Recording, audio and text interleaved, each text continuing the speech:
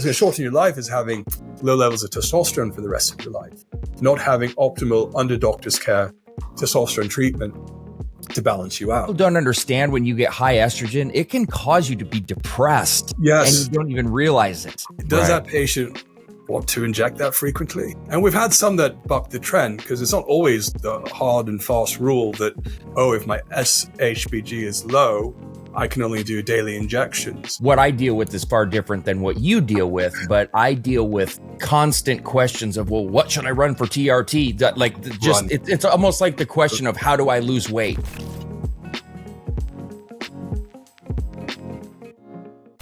All right, everybody. Welcome back to the Dylan Gemelli podcast. I am extremely excited this morning.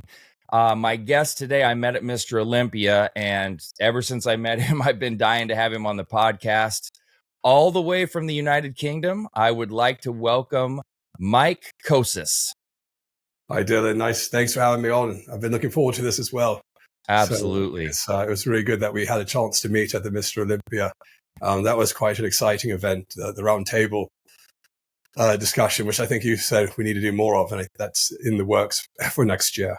Yes, that was, and I want to talk about that definitely during the podcast, because that was a big experience for me and awesome to be a part of. And that's what drew me to you, was listening to you speak there. So we got a ton to talk about, and I'm excited for everybody listening because they're going to learn a ton from you. And I think this conversation is going to be tremendous. So everybody, like I said, I met Mike at the Mr. Olympia event, and we're going to get into that. But I want to talk first about his company is called Balance My Hormones. And so, Mike, I'd like, if you would, to kind of explain what Balance My Hormones is, what kind of got you into wanting to do that, and just let's expound on that a little bit, because it's certainly intriguing. Sure. Yeah. So Balance My Hormones is going to be the 8th year in May this year. So I started back in 2016. And, living in the UK at the time, there weren't a lot of options, and there still really, really aren't. You've got the National Health Service, which is the public healthcare, which most people would turn to for healthcare. But they didn't see this men's issue, low testosterone, hormone imbalance, as something that they wanted to treat. And it was very much restrictive in how they're treating it. And so I thought, with my experience, I had gone to some NHS doctors. It wasn't what was needed. It wasn't what I was used to, because in the past I'd also been treated by doctors in the USA. So I wanted to offer what I always joke and say, American style TRT, but with British sensibilities to the UK market. And so I founded Balance My Hormones. Now I struggled with the name at first. I've actually come up with the name in 2015. And then it took a while to put the business plan together. But I played around with different names. Like one of them was, keepyourpeckerup.com. But I thought that's just too much towards the erectile dysfunction market. And I think if you're in the UK, you might know that's kind of a common expression to just say, keep your spirits high. But Balance My Hormones, I tested it and it went really, really well. People thought that was nice, because I don't want to just be focused, or we don't want to be focused on just men. Even though that's really in vogue, it's, I'm a men's clinic. Well, yeah, we are a men's clinic, but we're also a women's clinic, and we do both. And we're able to help both men and women balance their hormones. And we just didn't want to focus on the androgens only, but we wanted to focus across the board on other hormones that are all affected, and it's all intertwined. So, sometimes, and we can get into later, but if you've got one hormone out of whack, you do have to look at the others. You absolutely have to look at the others and how they can be balanced, thyroid, prolactin, and so on. So, excuse me. So I started it, and my vision is Balance My Hormones is a clinic, but it's also a platform company. So we're always looking for other doctors that want to partner with us, other patients that would seek some coaching and support, other HRT, TRT coaches that want to work with us. We're always looking to incorporate them into our brand and our platform, which has grown tremendously since 2016. So I'm really looking forward to the coming year. We've got lots of different options. And then on top of Balance My Hormones, we have our sister company, The Hormonist, which is our pharmacy that supports everything with Balance My Hormones. And yes. So I quite like that name as well, portmanteau, blend of two words, hormones and chemist, or hormones and pharmacist. And, we're really excited about the coming year for The Hormonist as well, where we'll be starting compounding this year. So, but unlike the US, we don't do sterile compounding. It's only for creams and capsules and that sort of thing. Got it. So, nice. But yeah, what I say, one more thing about balance for hormones makes us different is that we really take the time, and I've spent money on staff that are, either experienced ex-doctors, ex-nurses, medical students that either didn't finish or started the medical program, that have a knowledge and passion for HRT and TRT, that when a patient calls, it's not an extra charge. When they're patients, they can get support around the treatment. And we also have, they act as patient advocates as well. And some of our staff are also, TRT coaches or experienced with TRT themselves. So it's or HRT. So it's very relatable to the patient. So whilst they can get any doctor's appointment when they want, they can also contact the coach or the case manager, we call them, to get their support. So that's one of the things that would make us different to many of the others out there. That I was just going to ask you that, because a lot of, especially, and I don't know how familiar you are with the ones in the United States here, but there's, anti-aging clinics, they pop up everywhere. And it's like, it's almost like, okay, so I don't know how familiar you are with this, but if you wanted to get like a medical marijuana card, for example, you would schedule an appointment, you'd get on a Skype call or something like this. They'd say, so what's troubling you today? Does your back hurt? Just convincing you what to say to get you to say it. And then they sign you over whatever it is that you need. Same with the TRT clinic. And then they never talk to you again or see you again. It's just a monthly fee or bill. Here, we'll give you this. I mean, they're putting people on TRT with, 500 and 600 levels. And we're going to talk about that. But generally speaking, that doesn't require TRT. It's just whoever wants it. And there's no coaching, no monitoring. They'll write you a script for an aromatase inhibitor. Some of them are writing scripts for steroids, for Anavar, for Deca. I mean, it's insane what I've seen and what goes on. So you guys kind of operate at a far more professional level as opposed to that, right? Yeah, absolutely. So we are regulated by a regulator. So unlike the United States, to be a clinic or a clinic owner, I had to interview with the regulator. We get inspected by the regulator. We have to do medical audits on the data of our patients to make sure, that what we're doing in our treatments will, match either guidelines or have evidence base to match. So it's basically medicine, evidence-based medicine. So that's a good part of what we do. We have safeguarding procedures. So we have to make sure that there are no vulnerable patients that are coming through the door. We have to check for photo ID. There's a whole form that people fill out, including all the potential benefits and risks of HRT or TRT treatment. And that's where they get that initial call with the coach or the case manager to let them know of all these. And they can ask loads of questions in the beginning.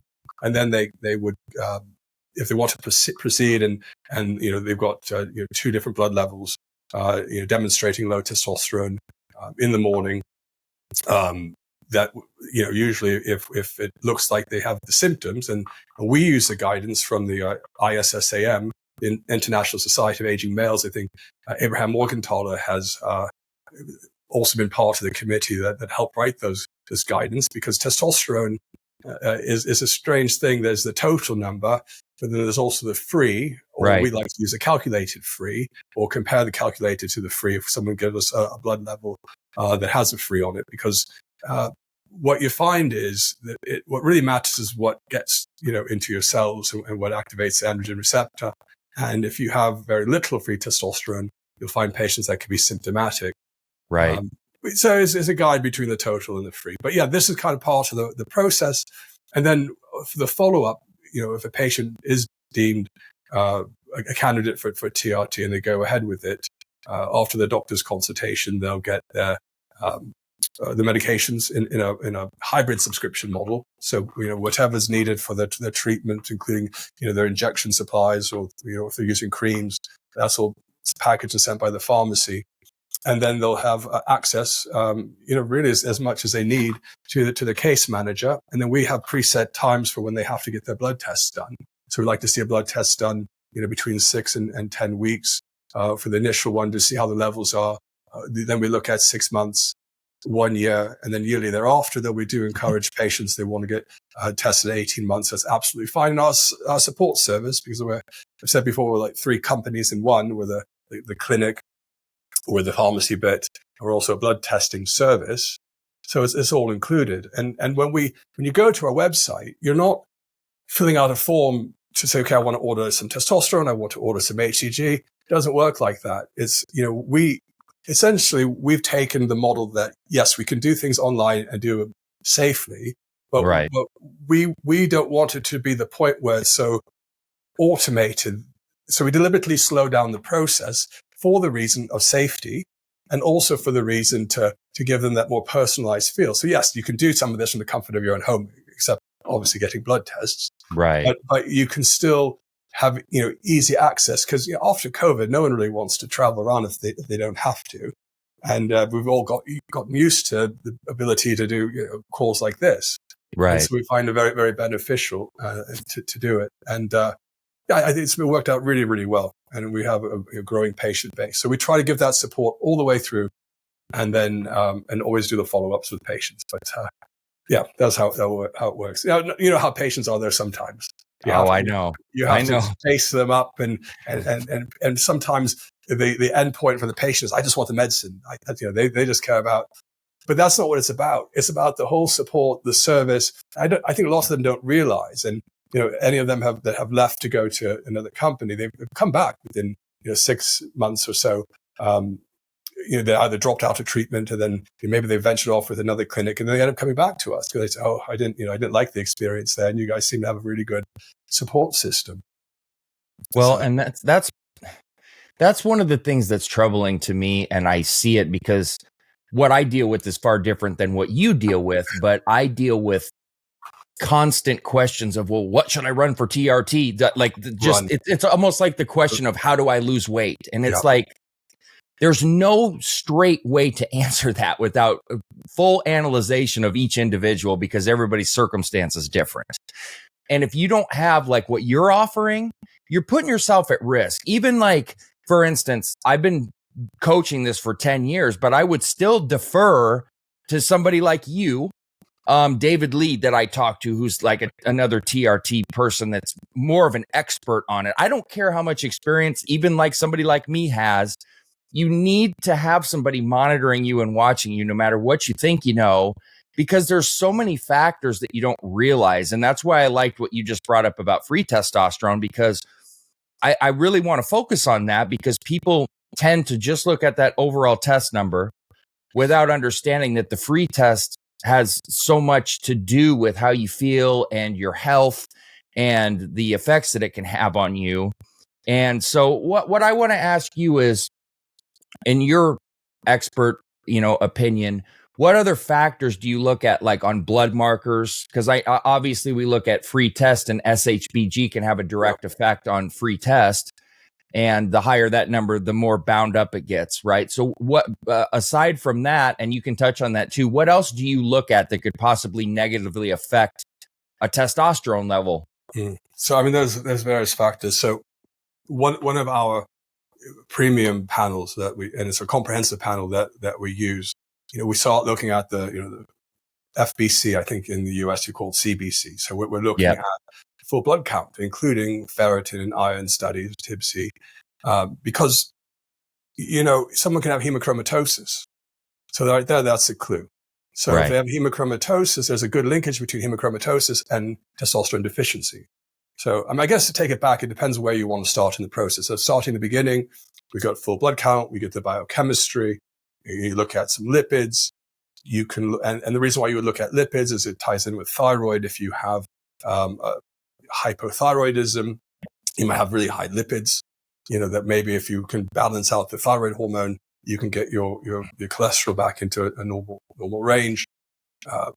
We look at on the hormone profile everything from LH and FSH to start to know whether it's a primary or secondary hypogonadism. So if the LH and FSH are really high, there's probably an issue with the testes, and as a result, you're probably not going to make much more, because your body is blasting the LH and FSH, the testes just are like saying, I've had enough. This is all I'm going to make. Not going to make any more, no matter how much you've lost lately.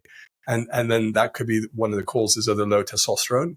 Sometimes you get secondary hypogonadism where, LH are very, very low. And in those cases, sometimes it could be boosted with, I think traditionally it's boosted with SERMs. In some cases, they work really well. In many cases, they don't, but it just depends on the individual. We've had some fantastic results from some patients early on that get a nice boost of their own natural testosterone levels with something like clomiphene. But ideally, we wish we could get, it's not the ideal. Testosterone itself is really usually better, but there are some reasons when people want to maintain fertility, and the guidelines talk about this. They do mention in the guidelines from the British Society of Sexual Medicine that, sometimes SERMs can be a good alternative, at least in the early stages when someone wants to maintain fertility. So that's why we look at LH, but there's other hormones. We look at progesterone, we look at prolactin, and we look at estradiol because, prolactin can affect your erectile function, both on treatment or before. And estradiol is important because the level's too low. That could signify that your testosterone levels are too low. Right. So that could be one reason. Or if it's too high, you might also have obesity, and you look at the ratio between testosterone and estradiol. So obviously we look at total testosterone because it's a benchmark, and it's also how you can derive free testosterone. Now, some will say, well, the free testosterone assay is fine. I think it depends on the technique, the LC mass spec. Right. You probably get a very good result for the free testosterone, but most labs don't run that particular assay. And I think you would use it as a side note. What most of the clinical trials would use is a calculated free testosterone that uses one of the equations, like the Vermillion equation. I think he was one of the endocrinologists that formulated this, where they look at your albumin, they look at your SHBG6 hormone binding globulin, which we also measure. We also get these measures or markers. We look at your total testosterone, and then you run it through the formulation to calculate the free. And by the way, you can calculate using on our website. We've got a tool on our website that both converts between US and UK and European metrics, as well as you can calculate the free testosterone at balancemyhormones.co.uk. That's awesome. So I don't mean to do the plug, but I thought it's kind of relevant. If people are watching and they're looking for a nice tool, they can just bookmark it and they can go to the page. There's lots of information on there they can learn about, if they want to convert the units from one to the other. So progesterone, sometimes it gives us information, but we grab it. We grab the DHEA levels as well. I'm trying to think there's a few more on there. We also look at the thyroid, but not just the TSH and the free T4. We look at the free T3, and we also have antibodies, because it kind of tells our doctors that if you've got some antibodies, you're probably not going to feel great on TRT either because you've got this issue. We also look at cortisol. We prefer morning cortisol levels because the afternoon is kind of worthless, really, because the cortisol level drops. So since we're asking patients to go and get their tests done in the morning, this should be no reason why we can't catch a morning cortisol. But if there is a doubt about any issue with cortisol, we'll have them do that 4 or 5 point saliva test which just seems to be a decent benchmark for cortisol, where they can go throughout the day and get different samples. So that's also available. So that's our first test. I'm trying to think what else we have on there. Vitamin D is important. I think we've got a new test that's got zinc on it as well.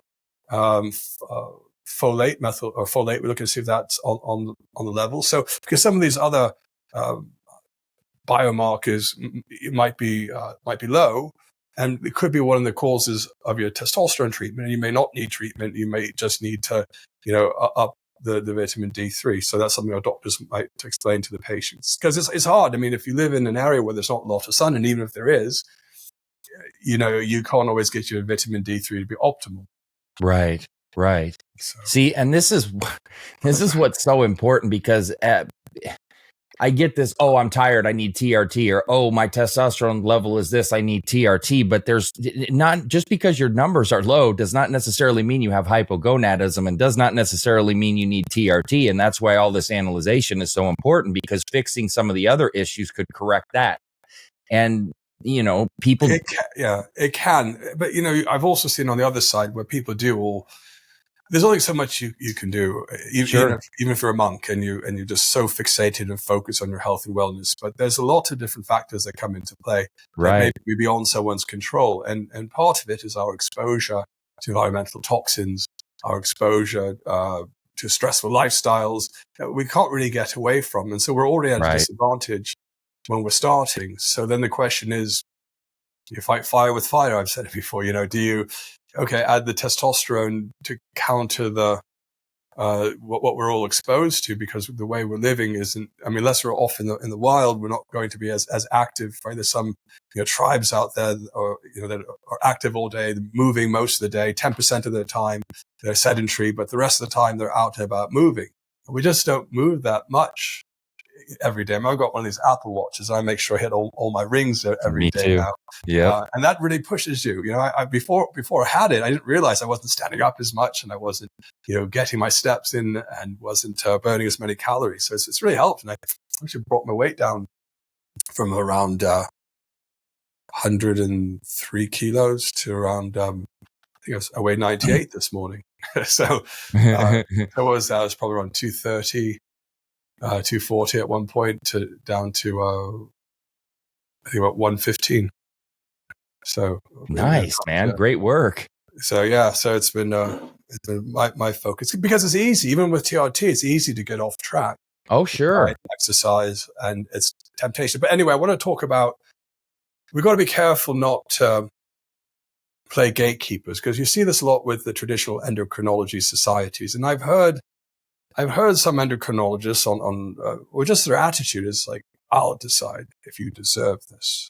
Yeah, that's ridiculous. And we've heard that before. There was a doctor in the UK that is quite, I'm going to put it, he's got a way about him in which he makes comments, very derogatory comments towards what we're trying to do in other TRT clinics, saying that, of course men want TRT, but whether or not they, deserve TRT is another question. And if they, deserve TRT or needed TRT, they would get it from what he calls a reputable source, which is the NHS. But in reality, the hypocrite has his own private clinics as well, treating both men and women for low testosterone, as well as the trans community as well. So it's very hypocritical to say that only this governmental body, the NHS, could provide care for men with low T, especially when there are massive waiting times at the NHS. People aren't able to even get beds. People are being treated out in the corridor of hospitals. So that's just not right. And I think that in the UK in general, there's this, it's changing. I think after COVID, because NHS was overrun, we now have a doctor's strike. It's the longest running doctor's strike. So our junior doctors have walked out. I think some of the doctors have walked out from the NHS. So they've had to cancel, surgeries and appointments. And so patients say, well, okay, I pay all this for tax, through my tax money to fund the National Health Service. But what do I get for it? And so they're now looking towards the private sector, private clinics. And the way private clinics have popped up here, it's more organic and entrepreneurial compared to what I think in the US you've got this model where you've got the insurance-based private care, and then you've got some of the TRT type clinics and some of these that go on where it can be more cash-based. Right. But, and you do have that in the UK as well. There are in the private sector, we do have the insurance-based clinics, and we have like what we've set up is a cash-based program. Though, if patients do have health insurance, they can take their receipts for doctor's consultations and blood tests, and some insurances will cover those. They have to pay for the service first, and they can get reimbursed later if they have insurance in the UK. Sure. Now, I do have this is still on topic, slightly off topic, but this is just for people here. When you and I were talking prior, you had mentioned about possibly opening something up here or considering it in the United States. Is that something still on the table? Yeah, it's something that, it's something that's what we're looking into. I mean, some of the data I think I mentioned, we've got to say many, many inquiries about our service, and if we can help them from potential patients from the United States. And, we have some partner clinics that we've done referrals to But I think people like what we're about and how we go about doing it. And so, yeah, I've always said, watch this space. And there are, there is a possibility that, there may be ways that we can help patients, in the US, even just second opinion advice only consultations, could be on the table. Obviously, in that scenario, we wouldn't be prescribing, but at least you can get a second opinion, because sometimes, and I actually have a friend in the US who, he's gone to his doctor and is a US doctor in Florida, and isn't really happy with the time that was spent with them. It was very in and out, and he spoke with a physician associate or physician assistant, which is fine. But, my sister's a physician assistant, but he wanted to speak to one of the doctors, and that doctor had already had his record.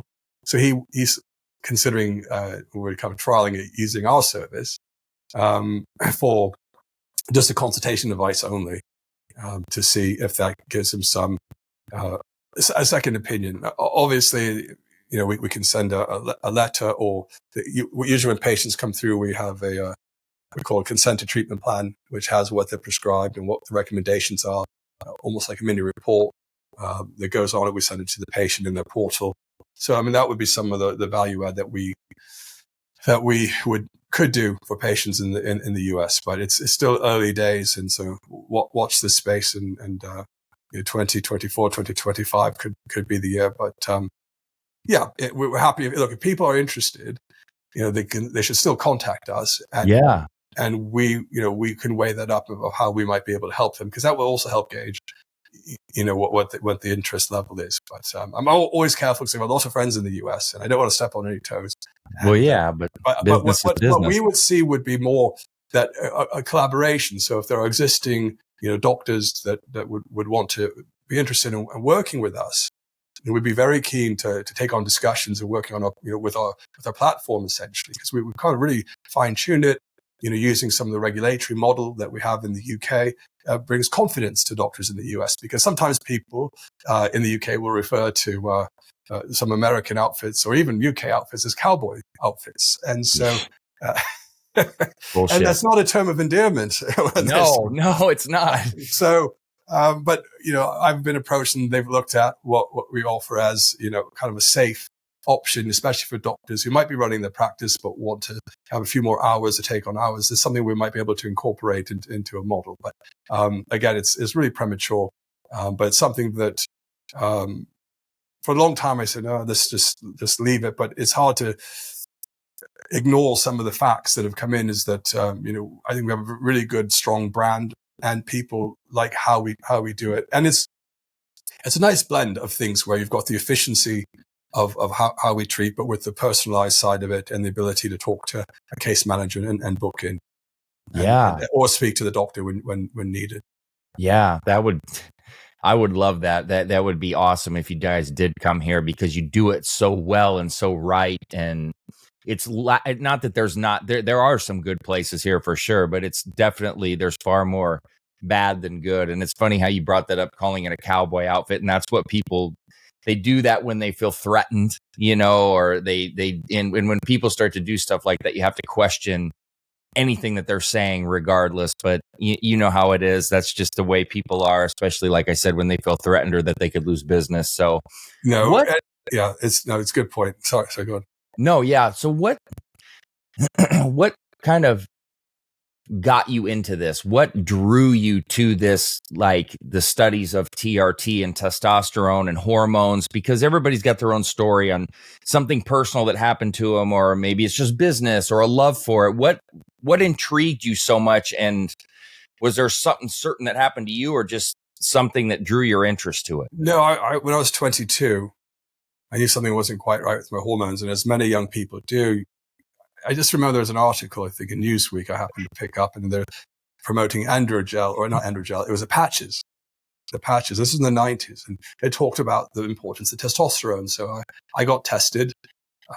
I was one of those guys with borderline levels. There was a clinic, a men's clinic, and they put me on testosterone treatment. And then, but I think because of my age, the doctor got a bit scared and took me off the treatment and then left me with nothing. And the levels were actually lower than when they started, which is a cautionary tale to some young men that, you may not recover your levels, or it may take a long time, and you just will feel awful, depending on how it's done. And I wasn't offered really any, not that PCT is a magic wand, because some people think I'll do a PCT and everything's going to be okay. No, it may somewhat fix the symptoms, and people have no idea. Anyway, I don't want to get off target, but so I went to the doctor. Then saw another doctor. I actually ended up seeing loads of different doctors who eventually said, "Yeah, you need to be on TRT."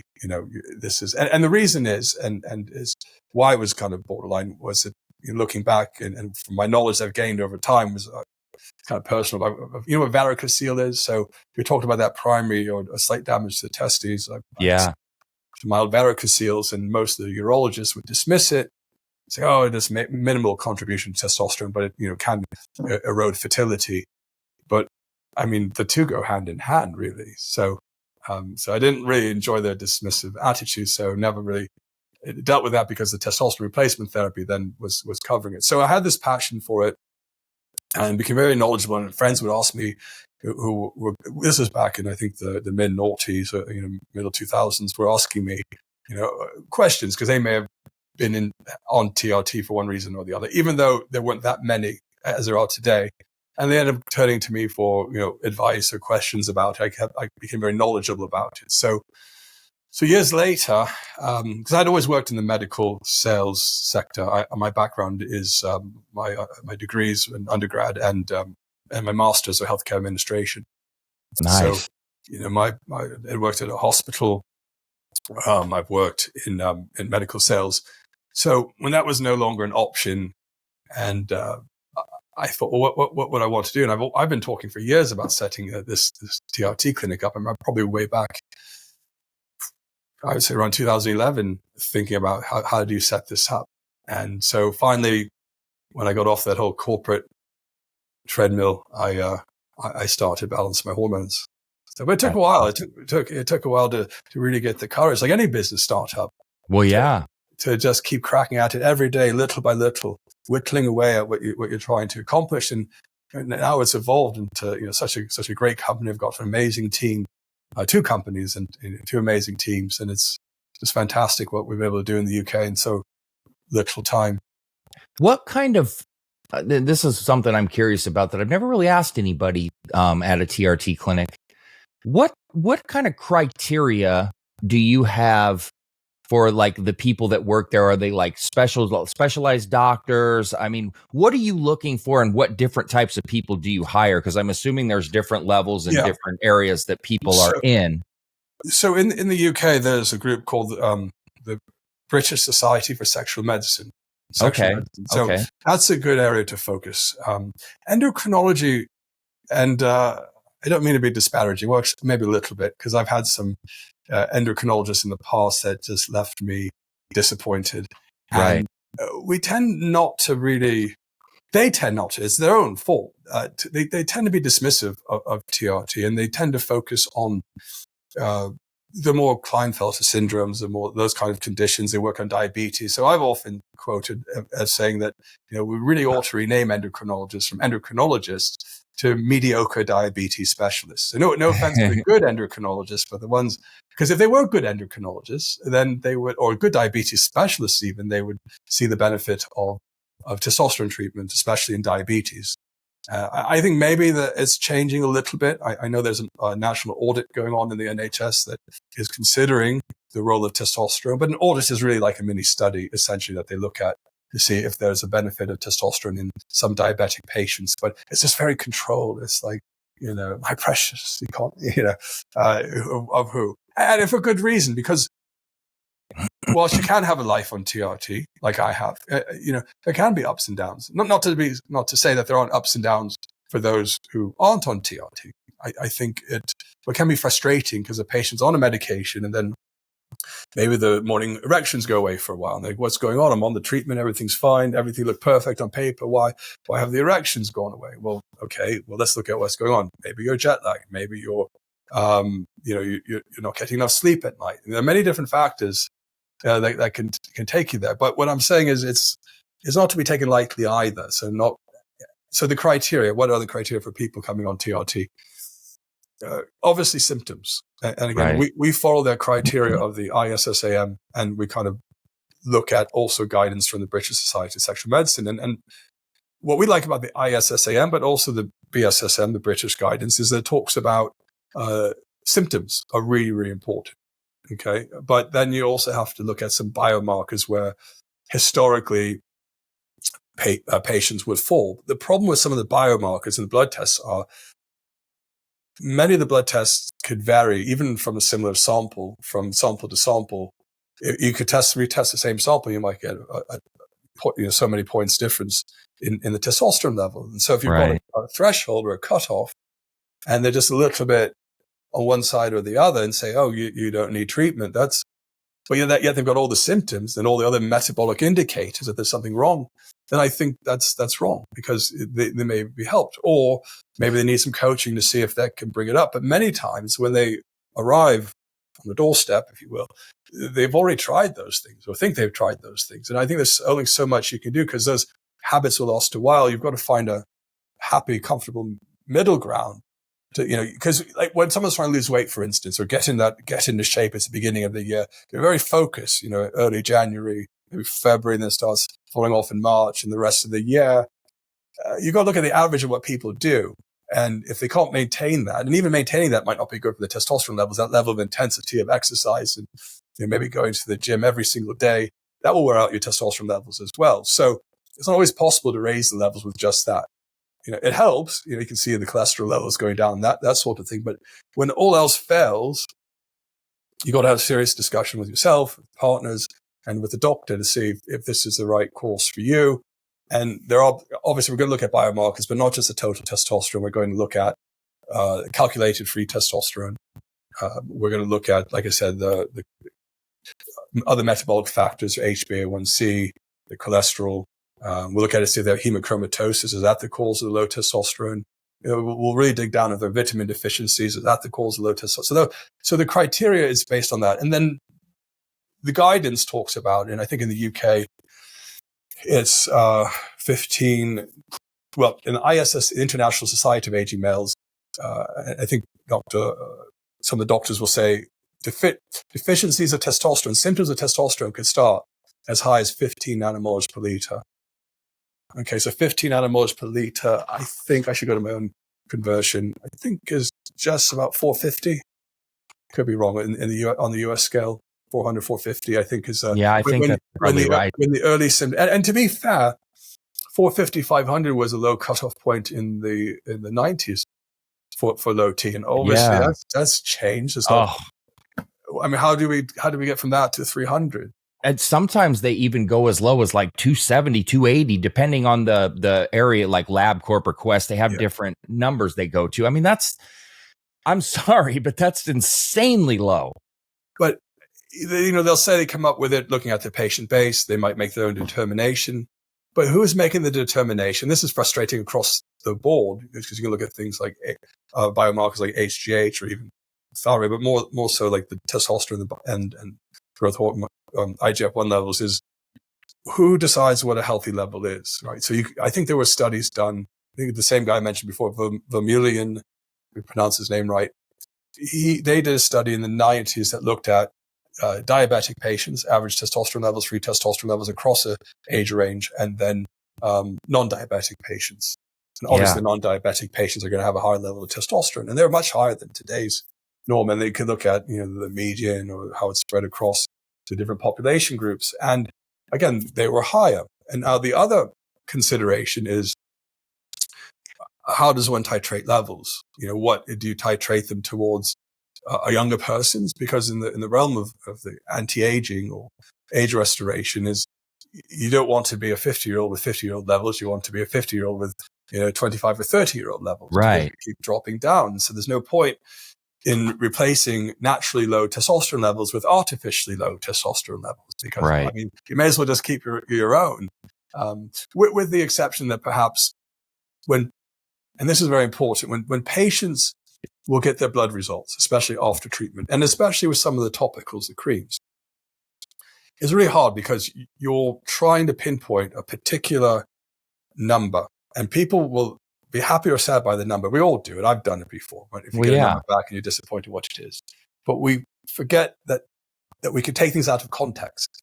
So what I mean is the testosterone cream, scrotal cream, or even the gels, you apply them, and then people would say, well, I've got lower levels than when I started because I started on the gels.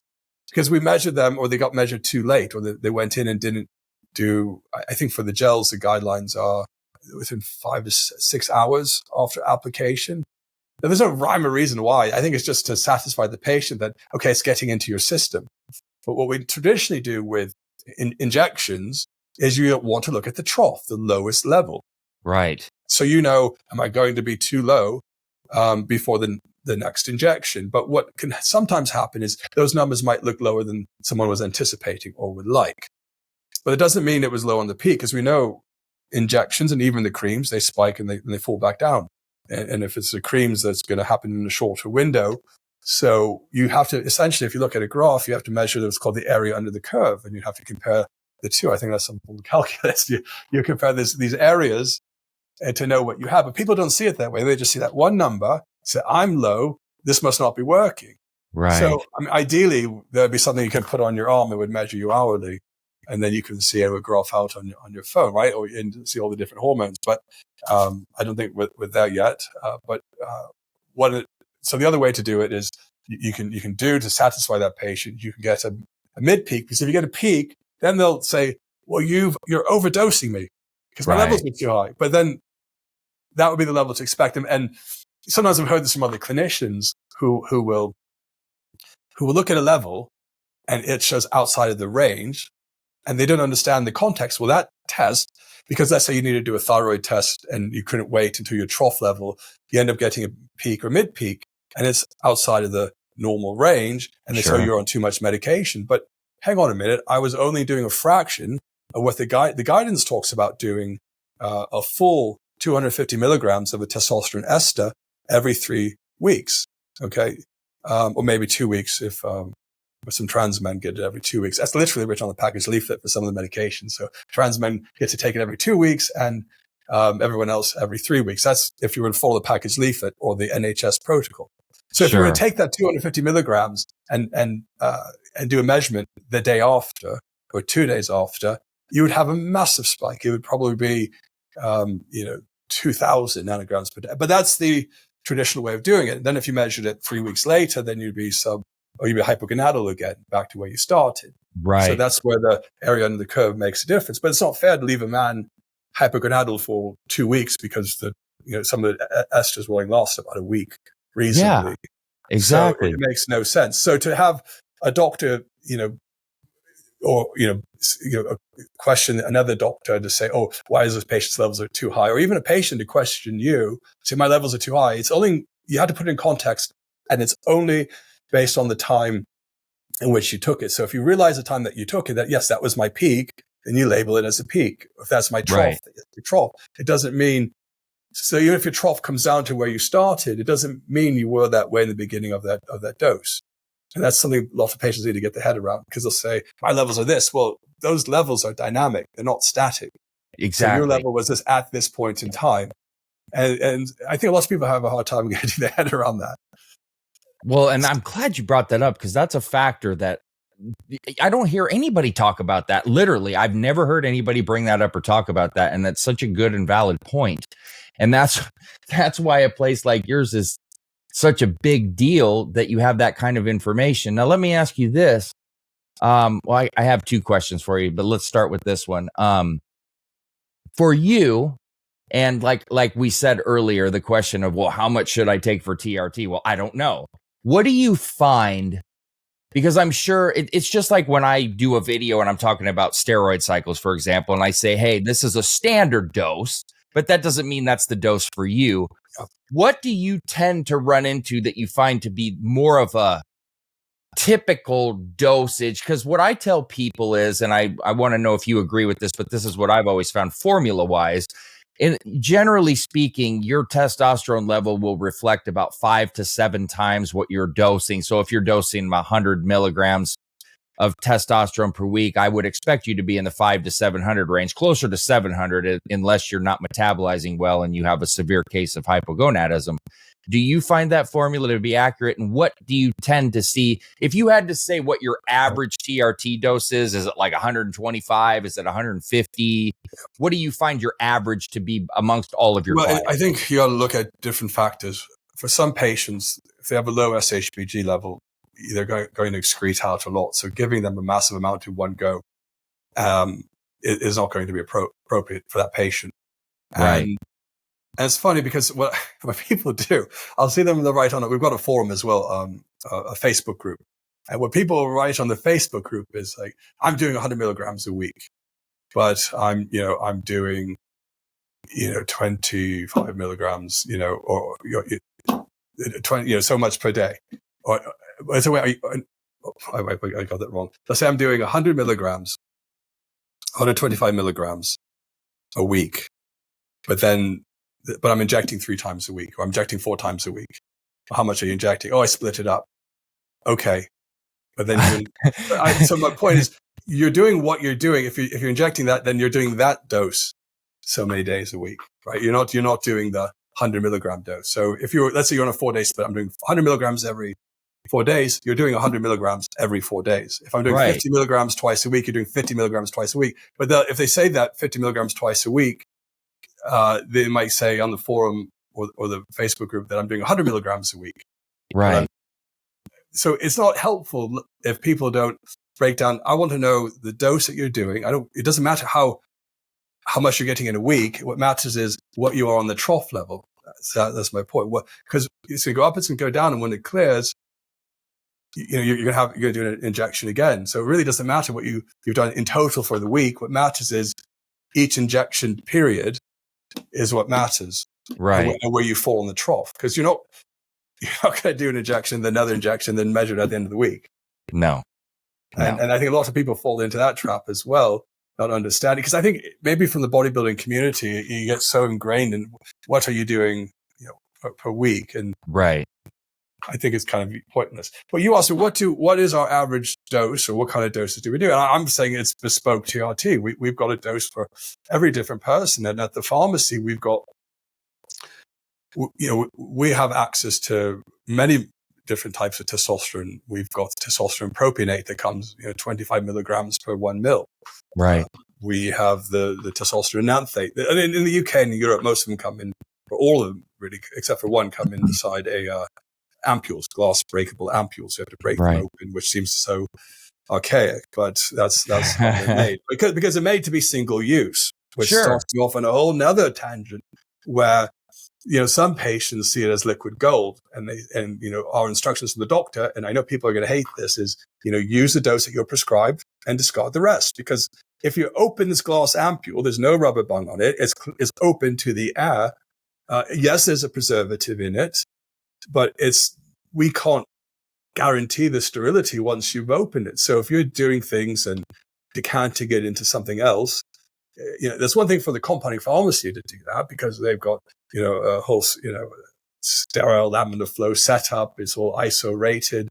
But it's another thing for a patient to do that on the kitchen table, is to start decanting something into a vial from the ampule. So that's always been really difficult. But we try to follow and take the high road when it comes to that. But because we have so many different options of testosterone, so I keep getting off at tangents, it can start all over the board. Now, we've done an audit on the various types of testosterone treatments, and I think one of the most common, the one that seems to work as a starting point, and it's only as a starting point, is you don't want to give someone too much, too little. If they've got an average SHBG, many will, 100 or 125 milligrams of a medium-acting testosterone ester, every 5 to 7 days, depending on the patient, depending on the preference, depending on the cost of the patient. There's a whole combination of things, because we've seen it really work well for those patients on those doses. But if they have a low SHBG, the doctor will look at creams. They'll look at maybe the testosterone propionate. They'll look at testosterone cypionate, 50 milligrams twice a week or every 3 days. So there are so many different options. And I think that's where the coaches come in, and they help listen to what the patient's going to work, because you have to work out, okay, what's going to work for a patient's quality of life? Does that patient want to inject that frequently? And we've had some that buck the trend, because it's not always the hard and fast rule that, if my SHBG is low, I can only do daily injections. No, we've got some patients that say, look, I don't care. I hate needles. I hate injecting, but I don't want creams either or gels. So I just want to do it once a week and forget it. And so do it once a week. I mean, years ago, that's all most people ever got. And that was considered microdosing. Right. And then other people can't feel quite right on weekly dosing. So they may need something more frequent, but smaller. So yeah, I don't have a one hard and fast answer. Sure. Traditionally, about 125 milligrams every 5 to 7 days, or 100 milligrams every 5 to 7 days of a testosterone ester was okay. But we've moved so far beyond that to having all these different options. It's been really, really good. And we also have the option in the UK. We end up importing the multi-dose vial testosterone cypionate, which allows for smaller, more frequent dosing in a safer way compared to, I think there's some other clinics. You talk about some of the US clinics. There's some UK copycat clinics that either don't understand or not too concerned. Right. That they'll, have the patients just, they'll give them the ampules, tell them to break it and decant it into something. Shit. And, because those aren't really licensed for patients to use normally on their own. They're usually meant for healthcare professional for like a vaccine dose or something like this. Right. And so we've always taken the high ground, and we even got confirmation from the Royal Pharmaceutical Council that the right way to do it for the ampules is one ampule, one dose. So right. Yeah. I mean, that's the right thing to do. That's typically the right way to do it, but you know how it is, like you were talking about. Yeah. Let me ask you this. Because, one way to lower SHBG is by using Proviron, but that's obviously not ideal for everybody and not just going to be what anybody can do or get prescribed. What do you recommend, or what do you do for your patients that have high SHBG? What is your protocol, or how do you attack that? So I've seen some of the doctors through the clinic. They consider SHBG because there are a couple. They were considering SHBG. There were some options. We have Proviron available. Right. I think it does a minimal job in lowering the SHBG, but there's other reasons for the elevated SHBG. I think was it non-alcoholic fatty liver disease, right? Leads you to higher sex hormone binding globulin. So you've got to really fix the source of the problem. You've got to try to fix the non-alcoholic fatty liver disease, which I think they've renamed it something else now. So that's one part. And the other part is that they might just need more testosterone. I mean, many times adding more testosterone in with a higher SHBG really doesn't seem to have a negative effect on the hematocrit and hemoglobin. Right. Because many times on the hematocrit and hemoglobin side, it's usually the trough level of free testosterone that is a predictor of elevated hemoglobin and hematocrit and red blood cells. Right. So there may need to be a longer duration between when the injection is done and when the next one's done. So even if they go a little bit lower, as long as you get that low trough level, they may not have the issue with the elevated red blood cells. And I've seen this in studies. I'm not making this up. I'm quoting. I can't remember the study that, and you just look it up on PubMed. That's a predictor. So a lot of people who've come to us that had microdose 10 milligrams of testosterone cypionate, or 15 milligrams daily, or maybe thrown in some HCG. I've seen this, and they said, and they still had, elevated hematocrit and hemoglobin. Sometimes can get away with, 25 milligrams every other day of testosterone propionate. Right. And the levels come right down to normal. Provided that there's no other issue like hemochromatosis, or they're not in high altitudes or not smokers. So, what do you? Because I've always been an advocate of, like, if you're doing cypionate, the twice a week dosing, because I've always felt like there's more blood stability. You feel better doing that. I know some people, like you said earlier, do like to just pin once a week. I hate to pin myself, but I still do it twice a week because I feel different. I feel better. I feel like towards the end of the week, I don't feel nearly as good. What is your thought on that? What is your feeling on that? What do you generally recommend? So, like I said, we have to look at patient's preference. Right. We can guide them so far, but you want the patient to be compliant with the treatment. So, of course, we look at whether SHBG is, as just a general rule. We look at what, like I said, because we have the ampules. What's going to be realistic for the patient to be compliant, and will they want to? Because the more frequently they are, with the exception if there's a multi-dose vial, then meaning the more frequent the injections are, they're going to go through it faster. Right. Potentially, if it's a smaller dose, it'll be about the same time. So it just depends. I can't say, hey, there's a one size fits all for these guys. It just really depends. Okay. All right. What about you personally? Like, what do you're I've tried many different doses from. Originally it was like once every 2 weeks of testosterone enanthate. Yeah. And it was, I think eventually weekly with 200 milligrams of testosterone cypionate. Then it became 100 to 125 milligrams sustanon. Got it. Brand name sustanon, not the dodgy underground things that people call sustanon. There's only one sustanon, and that's I think made by Aspen. Yeah. And that's it. And everything else is a weak imitation, with the exception of Omnidron, which is available. I was just going to say Omnidron, yeah. In Europe. And the nice thing about, we used to be nice. It's a shame Omnidron matched their formulation with Sustanon. Yeah. So that makes it more, that doesn't give us a valid reason for import of Omnidron, because there's no reason to. It's the same thing, just labeled differently. But there used to be a slightly different ester compared to what the Sustanon formulation was. Yeah, because I've seen it that way, and I'm like, okay. Yeah. It's like the grocery stores here that are the same, but if you go to a different state, it's a different name. It's like, okay, whatever. Yeah.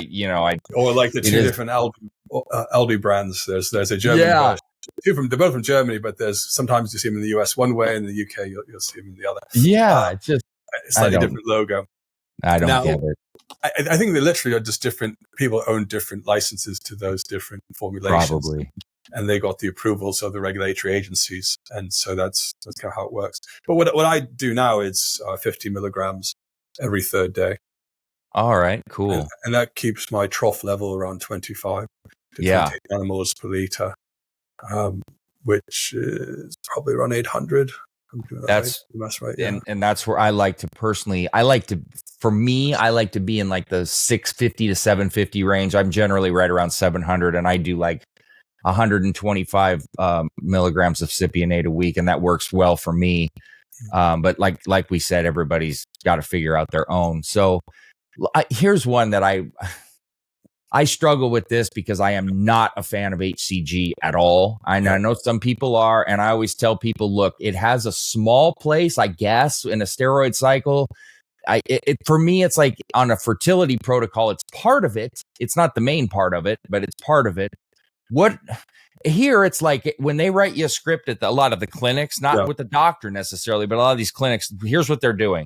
Here's your testosterone, here's your HCG, and here's your Arimidex. Yeah. Most people don't need Arimidex on TRT. Some do, but most don't.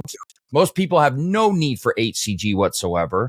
What's your opinion on it? What is you guys' protocol, or how do you tackle that? So when someone is concerned about their fertility, obviously HCG has a place. Right. It sits in this weird area. I mean, we have HCG available. I think there was a problem in the US getting HCG in the past. And so I think it's good to have those things on offer. Now, I know there were some studies about fertility that I think were Baylor University. What was the doctor's name? I can't remember. They made reference to, if you want to maintain fertility and stay on TRT, then you add in testosterone, HCG, and anastrozole. And some of the studies will show, I know, that the anastrozole helps preserve the fertility. That's why it's used. And fertility clinics will give it. Right. But with all the concern, and it's almost a politicization of the anastrozole, because what that's something that I just saw from one of our doctors. He sent me an email. It's something it's not a go-to for us at all. But there are some. It's up to the doctor. There's some patients that may find a benefit from it. And in fact, I've come across a couple of different studies about, and this is going to sound really controversial in the light of this, because I'm not on an AI. I've been on an AI in the past. Yeah. But there are some men that may experience erectile dysfunction despite being on testosterone replacement therapy. We've heard of this before, right? You're on testosterone replacement therapy.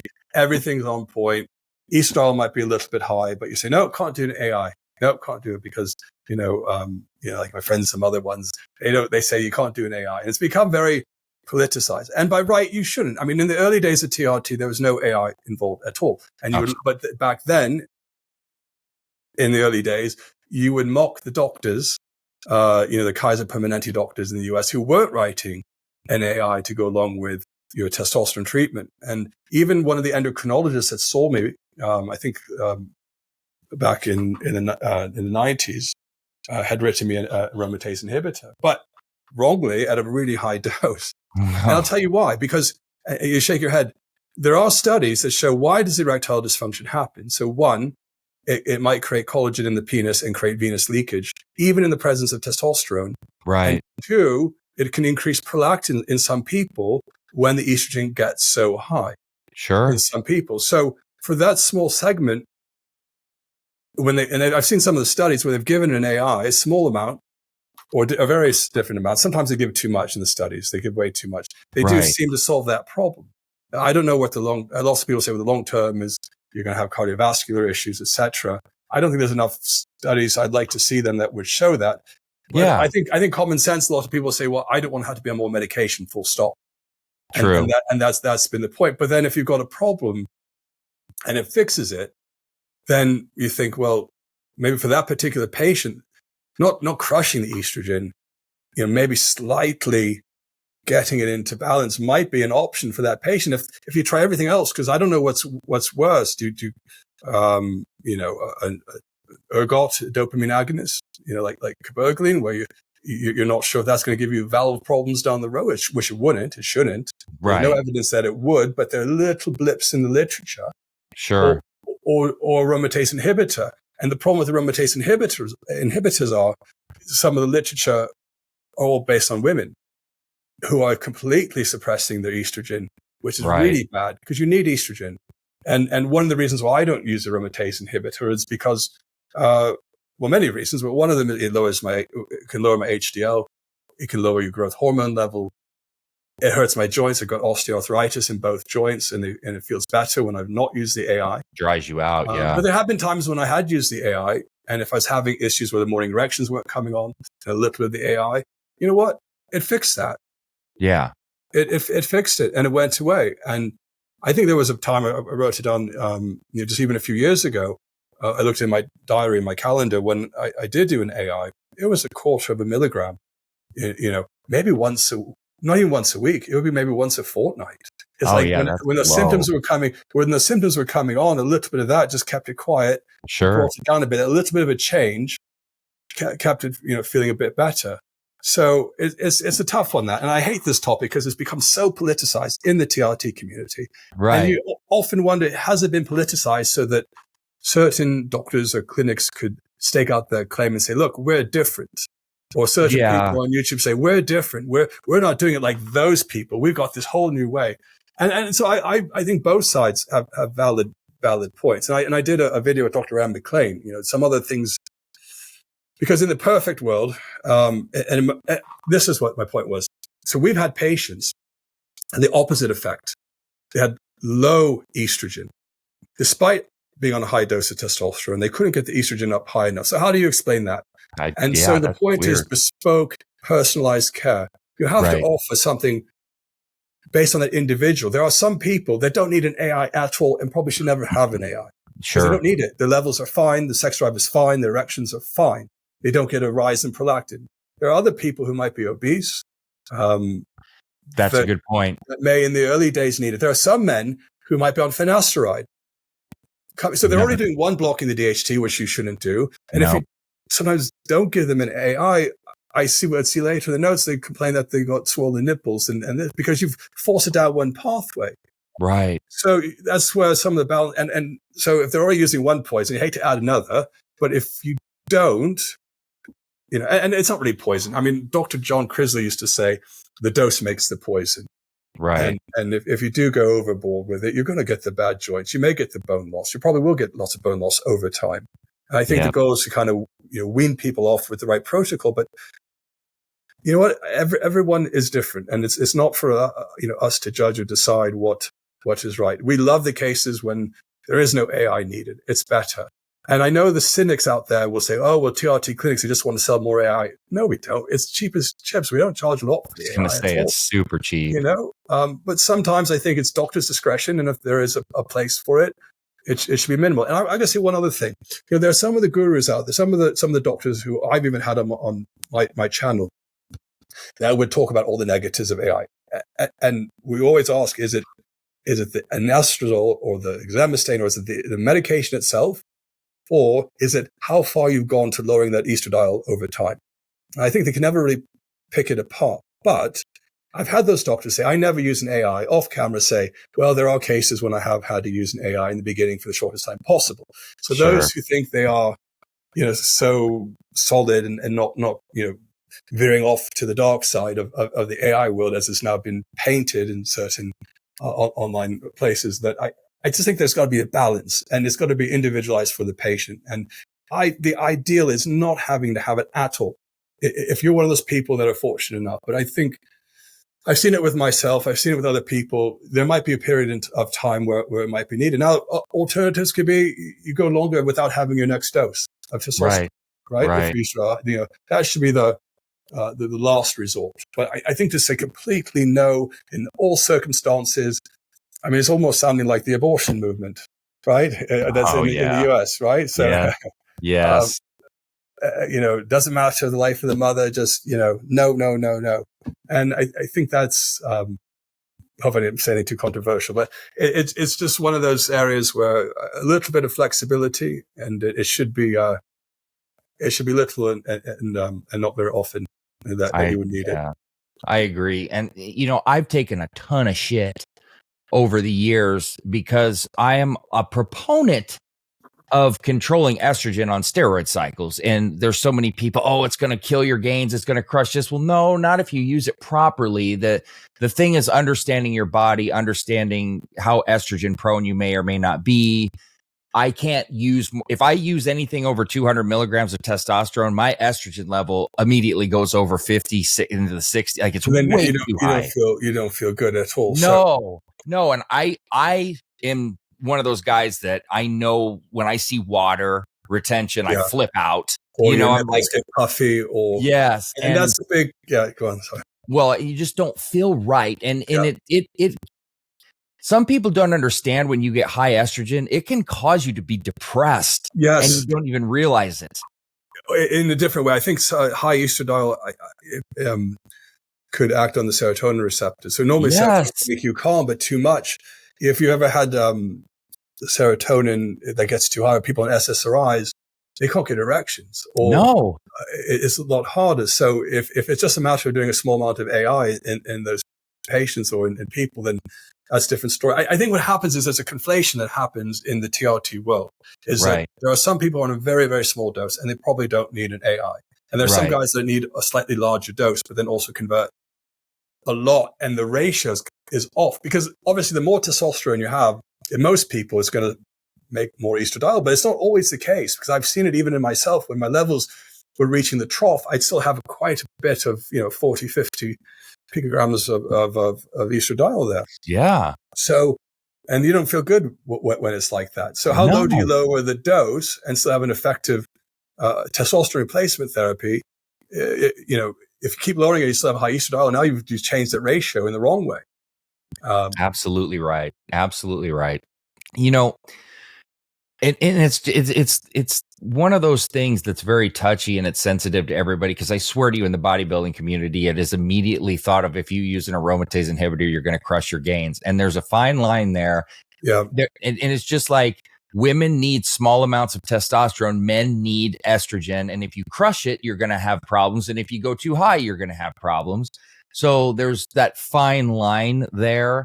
I just don't like when it's automatically given. Like, I love the point you brought up about being obese because and one of the things that I run into with guys that they get angry with me when I say you shouldn't use steroids at a high body fat. But one of the main reasons you shouldn't is because you have a higher rate of estrogen conversion. And if you're on TRT, you're going to have a higher rate of estrogen conversion. So I totally understand the concept of an AI there. It makes total sense. I mean, back in 2016, when we first started, and before any of this controversy around this topic had come up, and I think it's dying down, it's becoming more moderate, but it was, you would, and I noticed this in myself when I was younger, you would start on TRT, everything is fine.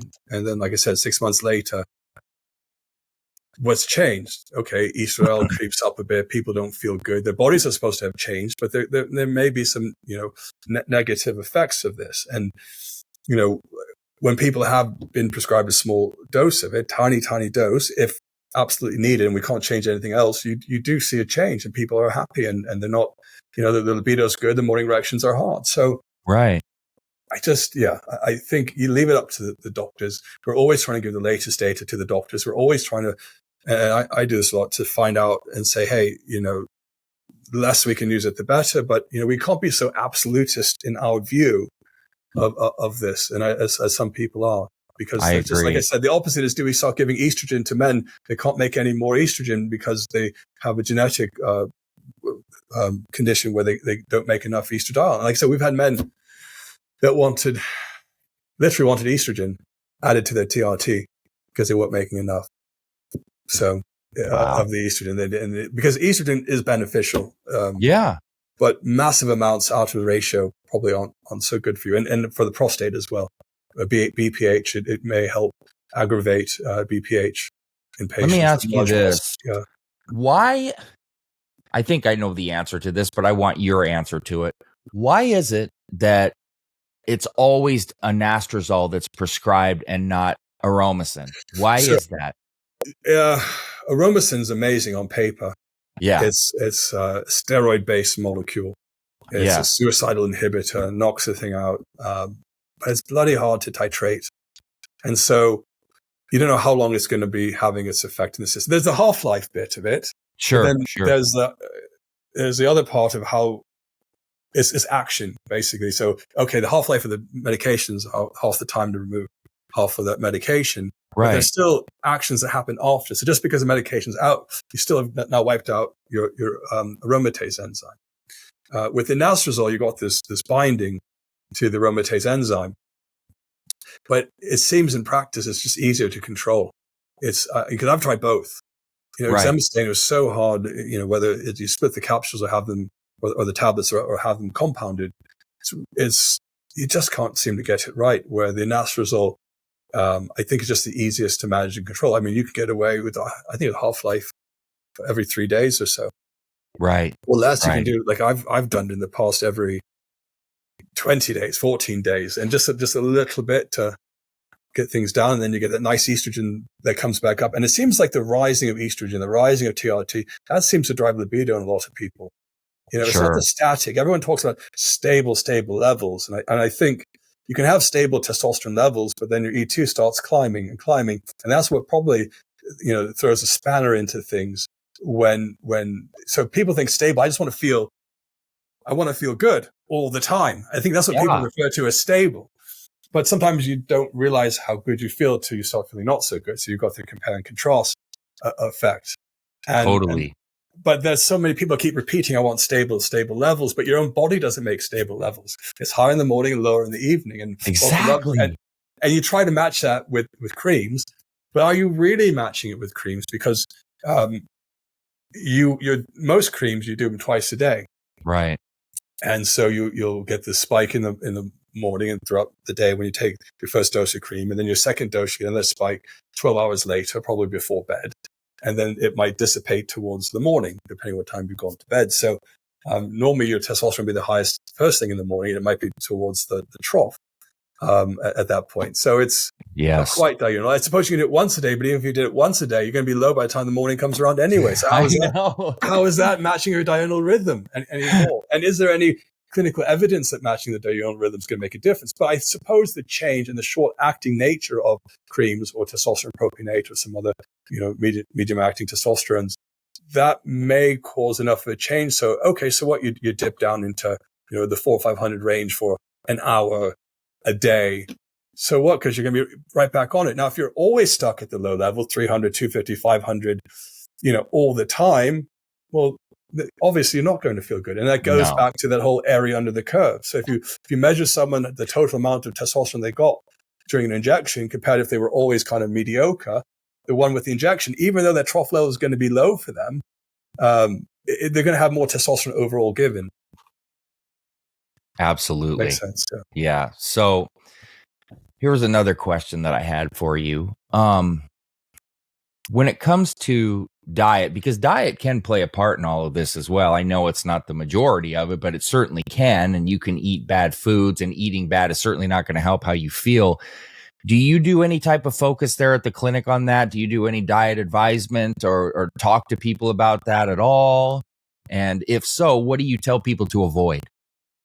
Oh, that's a good question. So, at the clinic, some of the team will talk about their own experiences with, I know that we're not as fixated on this special diet or the other special diet. And we've had on the channel, one of my friends, Al Reeves, he's a coach for the keto diet, but we don't go out and say, oh, everyone should do the keto diet. And we don't even mention it.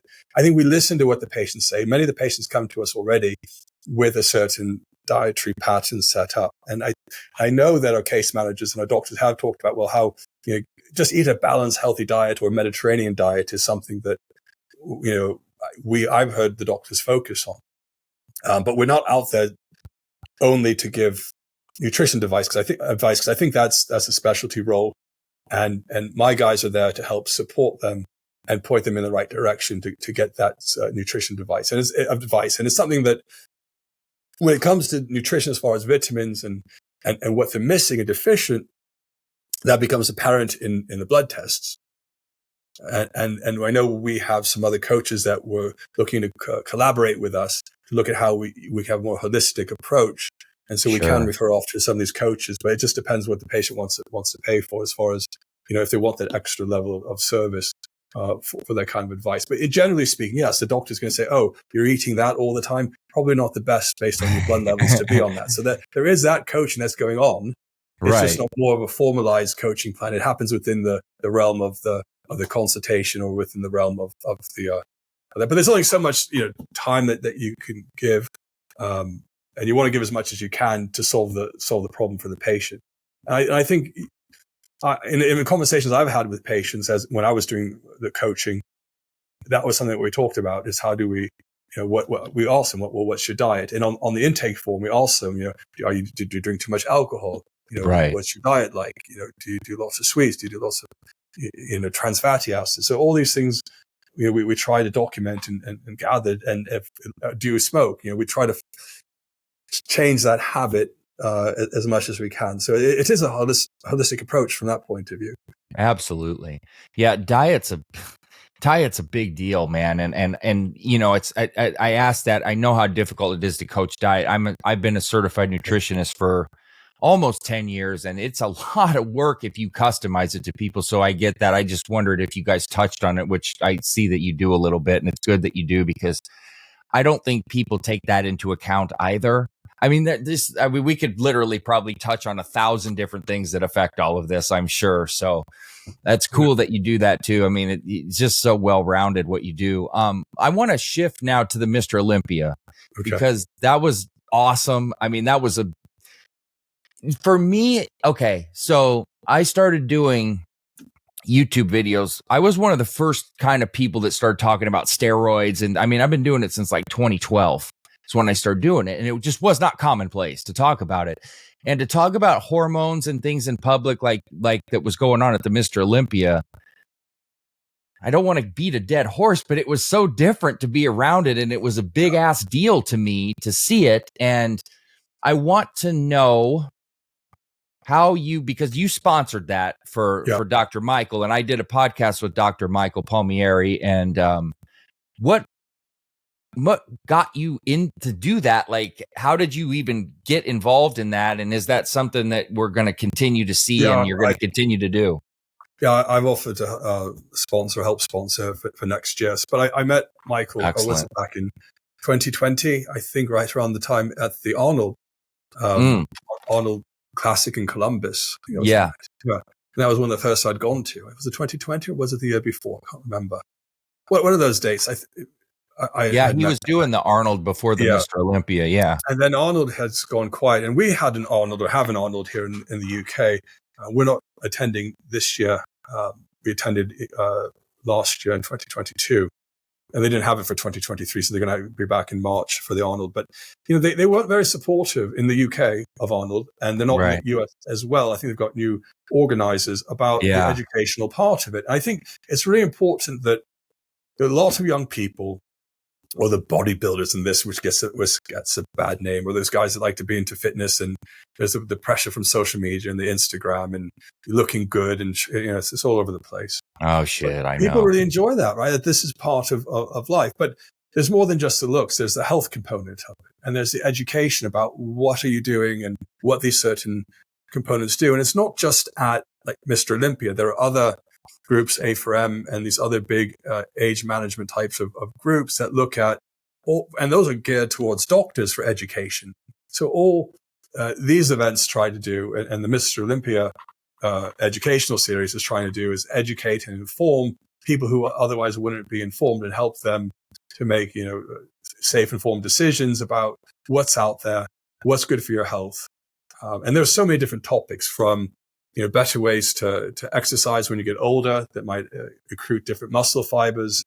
There were talks on general TRT and hormone replacement in Las Vegas in 2022. I gave a talk on the stigma around testosterone treatment and what it's like for our patients, and I experienced that myself in the past, directly from doctors and their attitudes towards testosterone. Some telling me you need a very small amount of testosterone. Any more is for jumping off of trees.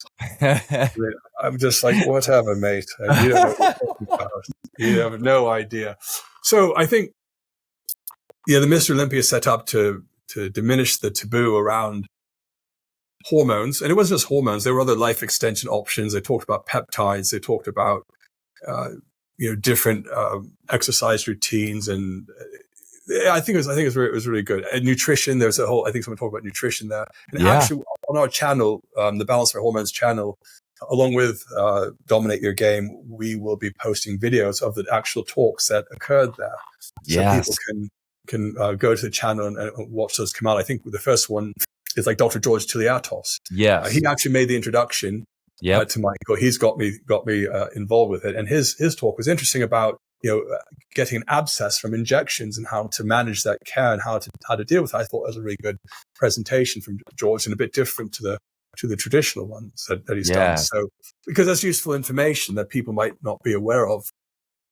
It's a shame in some ways, because there are a lot of people that may abuse. I hate to use the word abuse, but they'll take these and think it's just really easy. You just take these medications and I'll get to where I want to go, and in the bodybuilding world. And it's not how it works. I think it can lead people down the wrong path, where they'll see the pro and they look massive, and then they think they have to take thousands and thousands of milligrams to look the same way, and they end up having all these negative side effects as a result. And I think if people are more informed about it, they come to the Mr. Olympia, they're going to learn about different uses of hormones, the TRT bit, anti-aging, healthy lifestyle. This is all part of, I think, what Michael's trying to do. And I'm there, I want to support and be part of it as well. And as we do here in the UK, this is why I support. Yes, I'm a UK Europe clinic and service and platform and pharmacy, but I feel it's important to have this more international reach with everyone, and say that we support this sort of thing. Yes, 100%.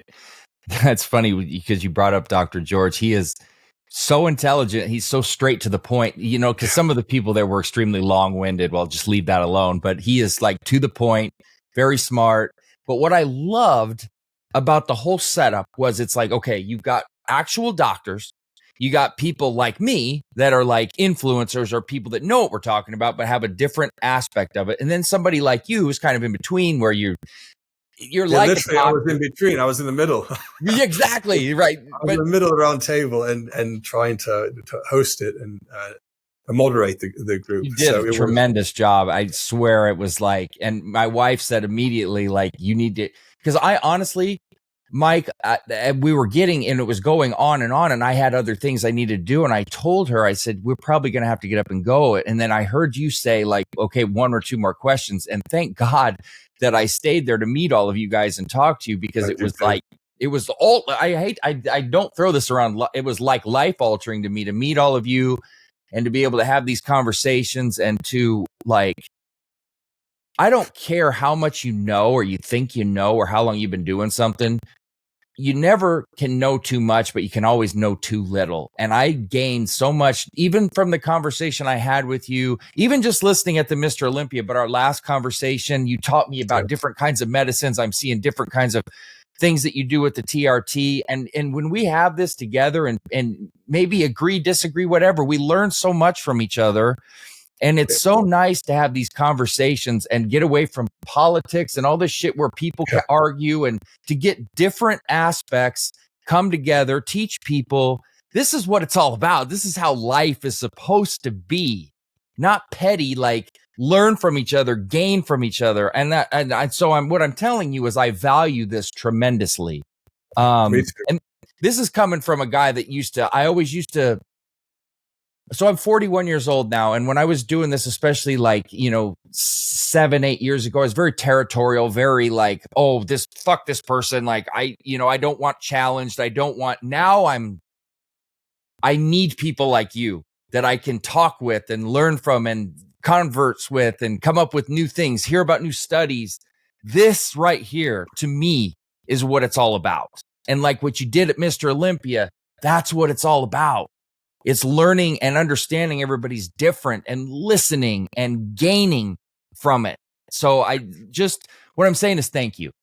Oh, you're welcome. Yeah, no, thank you for watching and being in the audience. And hopefully next year we've got an even larger crowd, and we can get the live streaming up as well.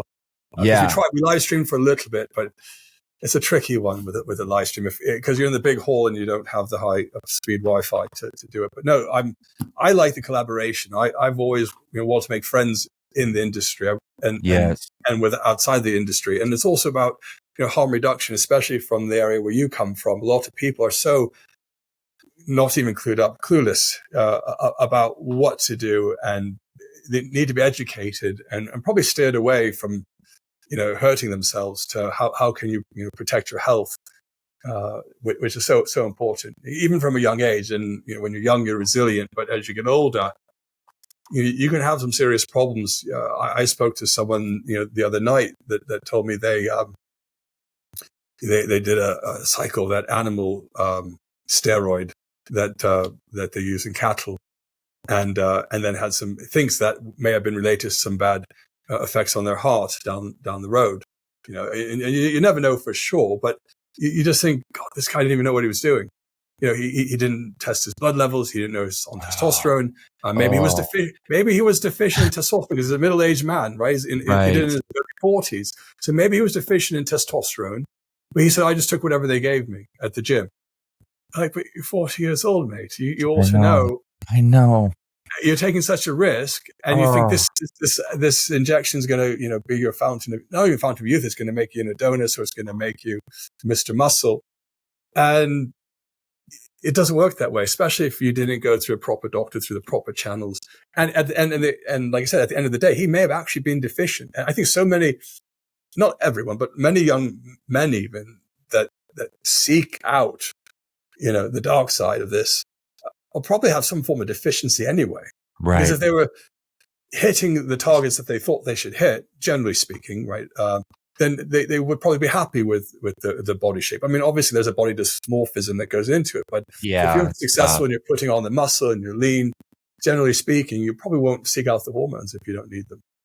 And so this is how I've kind of evolved as like my belief system and what I do.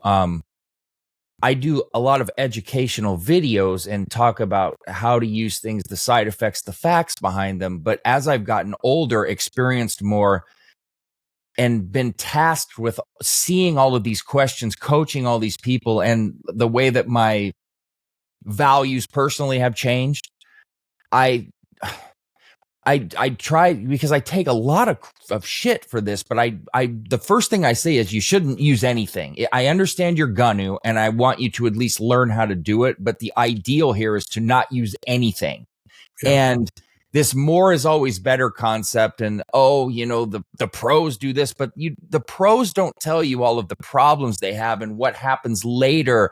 And the young guys that don't understand my blood work looks good now, or so-and-so did this, but you don't understand what 5 years down the road, and then 10 years, and then 15 years. Well, I don't care if I have kids. Well, you might not care if you have kids now, but when you meet somebody and then this happens and your mind changes, then what? And I fall into that, honestly. I mean, I had zero fertility. And at this point, me and my wife are too old and we're perfectly fine. But that could have been something that could have been a problem.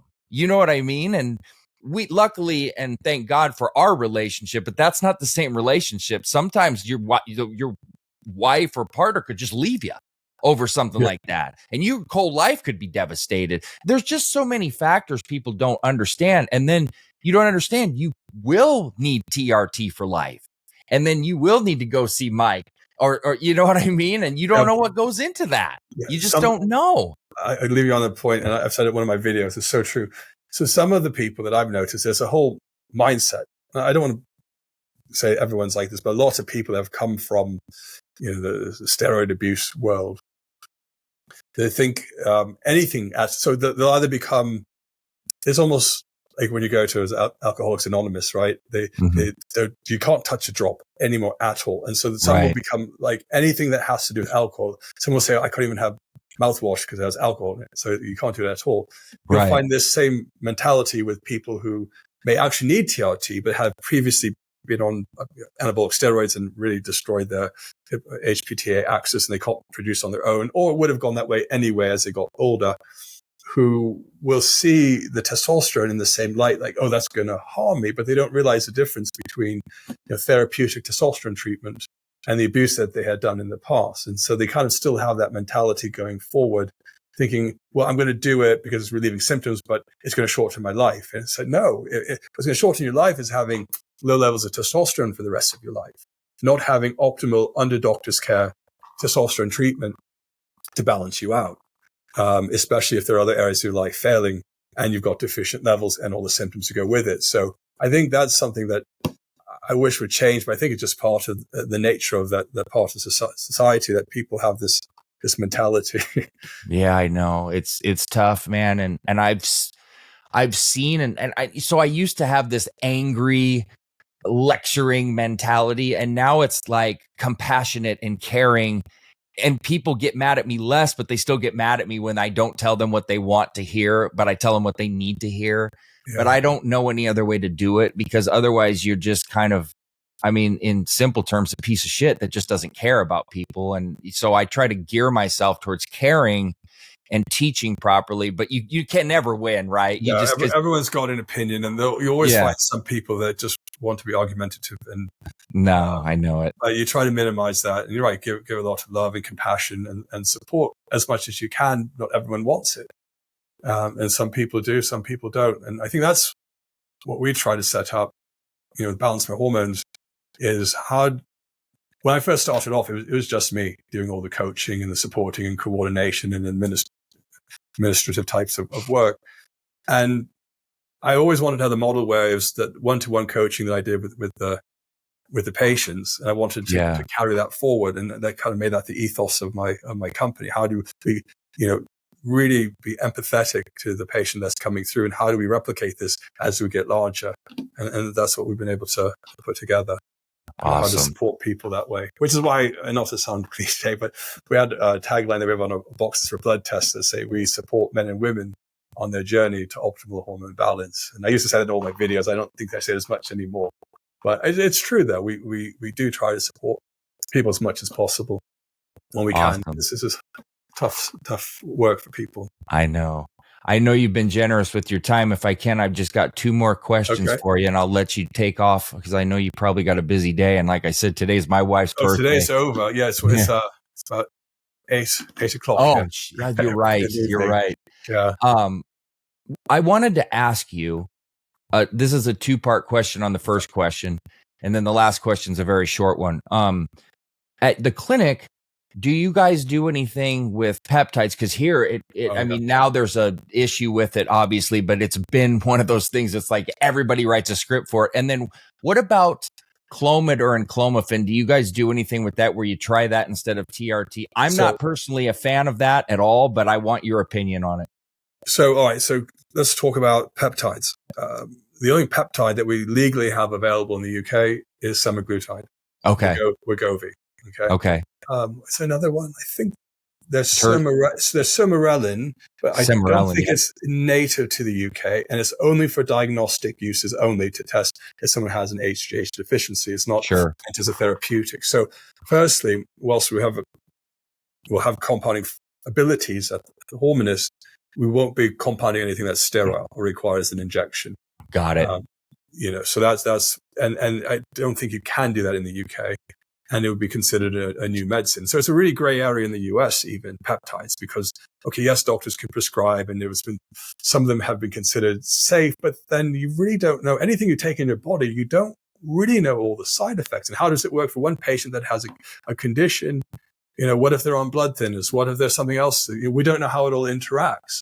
Right. So we can say it's generally safe in a young, healthy population, but what about an older population that's taking it for anti-aging? Do we really know all the potential side effects of this? The thought is, to be fair, the peptides are naturally within your body, and there's a whole peptide society out there. Sure. But as there are with peptides, you can also have that with stem cells and these other doctors that are talking about even doing CRISPR in patients. That's a whole Wild West, that bit of it. So we don't deal with the peptides, until we can, be reassured that they're safe and there's a legal route to having them available. Understood. Except for the weight loss, semaglutide, tirzepatide, as it becomes available in the UK. The Clomid and clomiphene bit, that is almost a try before you buy scenario for some patients. They dip their toe in the water. I'm not quite sure about the TRT, but if I boost my levels, and I might feel better before I make a lifelong commitment to TRT. So that can be an option in some cases, but it's not. If you're obese and overweight, it's contraindicated. It's not given at all, because that there can be some risks if you're very heavy with that. Certainly agree with TRT, but TRT less so. If you're prone to blood clots, definitely no Clomid or clomiphene for that one. So, but if in a young patient, I have seen patients with clomiphene and Proviron keep the SHBG down whilst the testosterone's going up and have an androgenic effect to offset the zooclomiphene part of clomiphene, because it's a racemic mixture of N-clomiphene and zooclomiphene, with the N-clomiphene not lasting as long but being more androgenic, and the zooclomiphene being a bit more pro-estrogenic, because that's what SERMs are, selective estrogen receptor modulators. So some of it acts like estrogen on the receptor, and some of it acts as an anti-estrogen in the receptor. So if it were just an N-clomiphene, it would be all, for the most part, anti-estrogen on the receptor, especially in the brain. But that alone may cause some effects. So there was Respros Therapeutics, what was it called, Androxyl. They studied this, phase 3 studies, to see if they can use this for therapy, to replace TRT, or they were also going to help reduce diabetes, because again, as we say, if you can raise the testosterone, optimize it, you can maybe help the diabetes. And so so one of the clinical endpoints, I think, was either grip strength or some strange endpoint that they were going for, because that's how you have to set up these studies. And so they said, well, look, we reached, and they also looked at testosterone levels. Like, look, we've raised testosterone levels. And the panel at the FDA said, well, yeah, we know clomiphene can do that, even though as clomiphene gets used, it's off label, because clomiphene originally is for women and fertility to improve ovulation. Right. They said, oh yeah, we don't care about the number. They do with so many studies when you're trying to raise levels. Oh, we want to know what the functional outcome is. And so, yeah, great, it raises testosterone. Yeah, that's good, but we're not going to prove it because we can't see how it's improving your walking distance or your grip strength. Right. So it's really maddening, because it could have been a good tool in the US. And so in the US, I find is your compounding pharmacies there will make it and then use it, because it had gone through phase 3 studies. So I think that one is probably is a bit safer But I think they also found in this study, as could be with any of these, there may have been some negative outcomes or side effects. That was another reason why they said no, don't. They didn't approve it. But I mean, it's like tesmorelin as well. Tesmorelin is one that is a peptide that is not really available in Europe. I think it goes by the brand name Igrifta. And the European Union Medicines Agency looked at approving it. And this is so maddening. It's so frustrating because it would have been a good tool for some people. It's prescribed for patients who have lipodystrophy, especially in the midsection, increased visceral fat, who have HIV. And it's a good tool to offset that. And perhaps, it could have been written off label.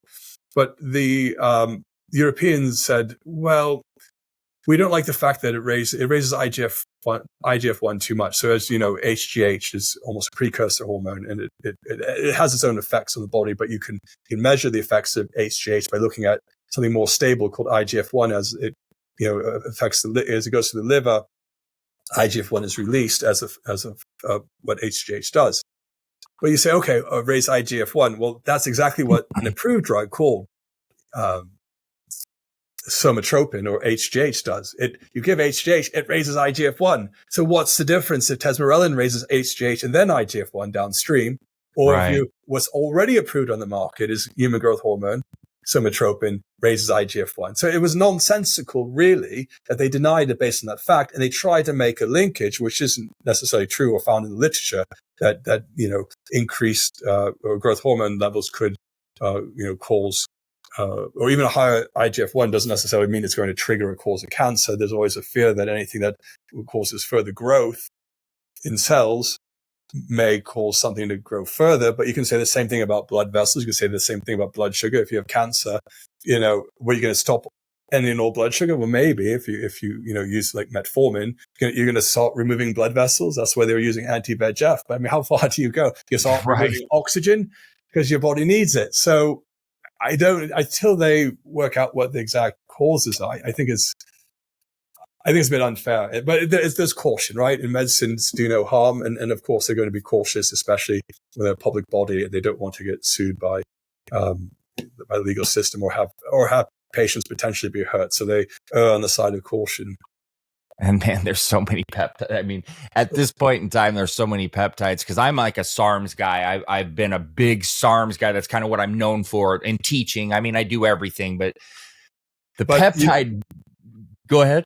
It's just with the SARMs were once they looked at as a pharmaceutical agent, right? But I mean, it's the same. They were designed to prevent muscle wastage for AIDS patients, osteoporosis patients. They're really good at allowing you to eat in a deficit and still gain muscle. But that's a money grab, and you know how things are. Yeah, that's a whole nother topic of the SARMs. Yeah, exactly. I looked into them before, but I think the end of the day, the SARMs were okay. They're non-steroidal. You're right. You're going towards the androgen. It's an androgen receptor modulator, selective androgen receptor modulator. Yeah. But really, is it doing anything different to what certain anabolic steroids were doing, right? Because they're selected more towards the anabolic properties versus the androgenic properties. And right. I think one was maybe to skirt around the Anabolic Steroid Control Act in order to do it, or to have a novel new product. But I think it's off patent anyway now, and so it doesn't matter. And why these SARMs companies pop up, and same thing with the peptide, and I think they're cracking down in the US. Are they not on peptide? Using those in clinical practice. I know it's a big thing in clinics right now. The research chemical sites, it's a whole different topic. I did a podcast with Rick Collins, then we talked about that. So and people will be able to see that. But with the peptides right now, they're trying to stop any compounding of it whatsoever. So it's going to be like you can really only get them at research sites. But what happened was, it's kind of like, so I don't know how familiar you are with like the whole pro hormone and the banning, but when pro hormones got banned, people got stuck with hundreds of thousands, sometimes millions of dollars of raws that they couldn't do anything with. And so what they started to do was twofold. They shifted towards capsulating SARMs because they found SARMs were so underground and there wasn't a ton of people talking about them. So they shifted to that. But oftentimes they took their pro-hormone powders, stuff them in the pills, sell them as SARMs, and then SARMs get this label as, oh, but they cause liver damage and they cause this, when in actuality they don't. But it sure seemed that way because that's what they were selling them as. I see. Yeah, it's dodgy that's out there. So you can't, some of these things should be tested, but the whole problem is it's so expensive to bring them to market, and it's just such a cartel of the business model. You want to make a lot of money, you set up a small pharmaceutical company, you come up with some novel IP, and you get gobbled up eventually, sooner rather than later in most cases. But I know. Does that really bring any new value to the market? But the problem is the regulators have made it so difficult and expensive to bring things to market and bring tools to the market that doctors could use. That's what happened. You don't, unless it's a big, massive win and payoff, no one else can afford to bring them to market, other than being gobbled up by a big pharmaceutical company. So I think that's wrong because it takes away the competition and the variety of options for patients. And then you wait for future treatment. So yeah, it's a strange world, and it's global, and it's not just in the US. So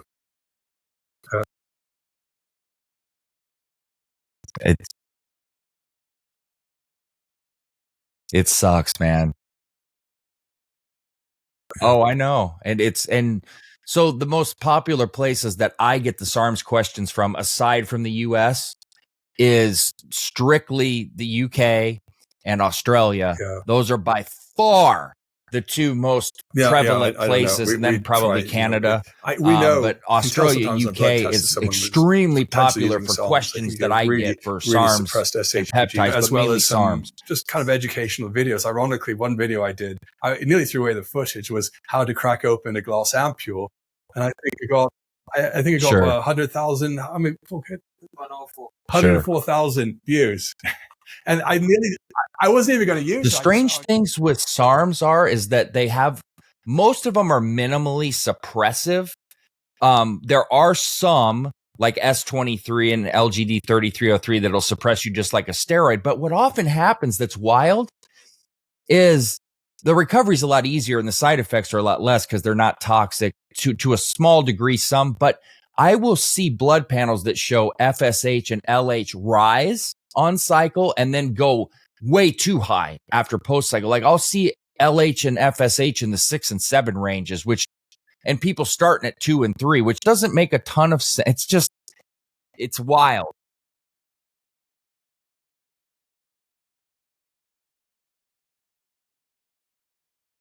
It's hard to tell. And you can, a lot of times if a company puts up a COA, and if anybody doesn't understand certificate of authenticity, you can call and verify that it was actually tested there.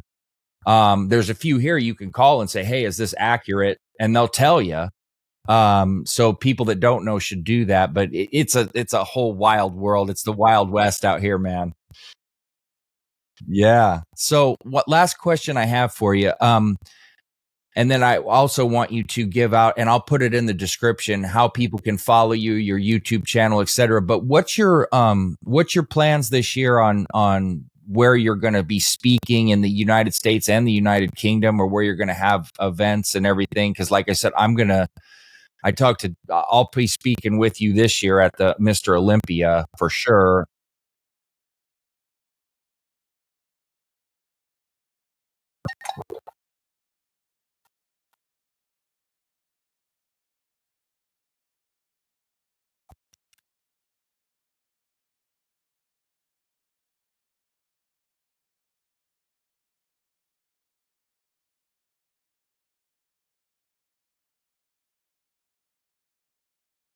Nice.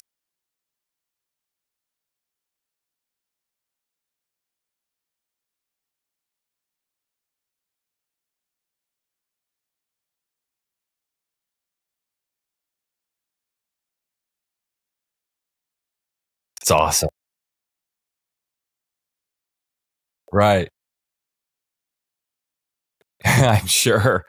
Well, tell us how we can follow you and where to stay up for updates, and also on your website, there's things that you, even if you're not a client, to go check out.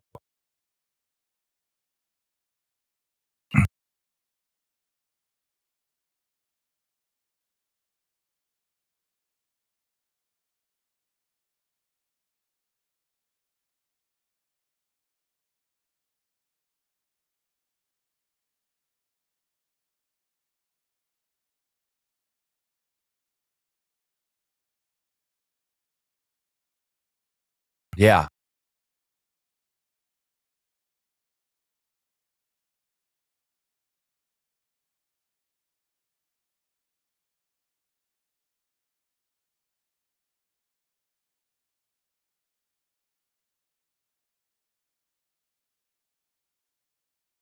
Yeah, that's a good one.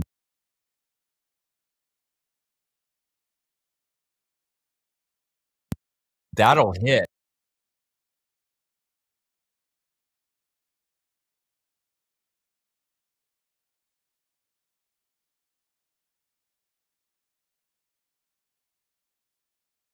That's a good one.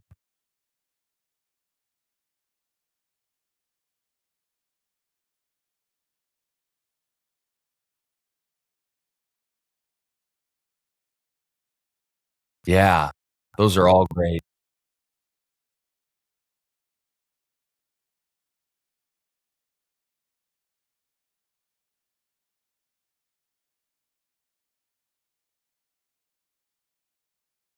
Awesome. And I'll get all of the links from you and I'll put everything in the description so everybody will have them because it would be very wise and very beneficial to make sure that you follow this man, everybody. I would highly recommend it.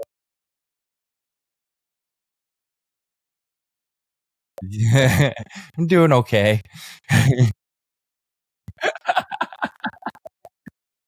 It'll do it. It's taken a long time. That type of thing takes a long time, and you do something once really well, it catches on, and then you boom, it happens really fast. And when people see those numbers, they tend to just follow just cause. Yeah. I mean, thank you. I appreciate it, man. Well, it's been an absolute blast, a pleasure. Every time I talk to you, I learn a ton and I end up smiling and I just have a great time. So I appreciate that. And I'm sure the audience does as well. So thank you for your time. Oh, yeah, absolutely. All right, everybody. Well, once again, Dylan Gemelli podcast. I invite you all to subscribe. Make sure that you follow Mike. And that being said, Dylan Gemelli and Mike Kocsis signing off.